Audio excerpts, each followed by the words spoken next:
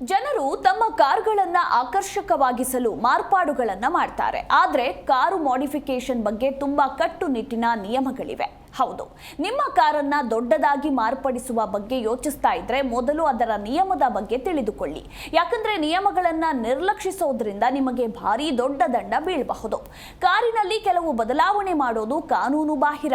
ಆದ್ದರಿಂದ ಒಬ್ಬ ವ್ಯಕ್ತಿಯು ಆರ್ಟಿಒಗೆ ತಿಳಿಸದೆ ಕಾರನ್ನ ಮಾರ್ಪಡಿಸಿದ್ರೆ ಅವರು ಮೋಟಾರು ವಾಹನ ಕಾಯ್ದೆಯ ಸೆಕ್ಟರ್ 52ರ ಅಡಿಯಲ್ಲಿ ದಂಡವನ್ನ ಪಾವತಿಸಬೇಕಾಗಬಹುದು.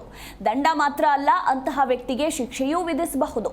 1988ರ ಮೋಟಾರು ವಾಹನ ಕಾಯ್ದೆಯ ಸೆಕ್ಷನ್ 52ರ ಪ್ರಕಾರ ತಯಾರಕರು ಆರ್ಸಿಯಲ್ಲಿ ಉಲ್ಲೇಖಿಸಿರುವ ವಿವರಗಳಿಗೆ ಹೊಂದಿಕೆಯಾಗದ ಯಾವುದೇ ಬದಲಾವಣೆಗಳನ್ನು ಕಾರಿನ ಮಾಲೀಕರು ಮಾಡುವಂತಿಲ್ಲ. ಇನ್ನು ಯಾರಾದರೂ ಕಾರಿನ ಬಣ್ಣವನ್ನ ಬದಲಾಯಿಸಿದ್ರೆ ಆರ್ಟಿಒಗೆ ತಿಳಿಸೋದು ಅವಶ್ಯಕ. ಕಾರಿನ ಮೇಲೆ ಹೆಚ್ಚಿನ ಭದ್ರತಾ ನಂಬರ್ ಪ್ಲೇಟ್ ಇರೋದು ಕಡ್ಡಾಯ. ಆದ್ರೆ ಕೆಲವರು ಡಿಸೈನರ್ ನಂಬರ್ ಪ್ಲೇಟ್ಗಳನ್ನು ಅಳವಡಿಸ್ತಾರೆ.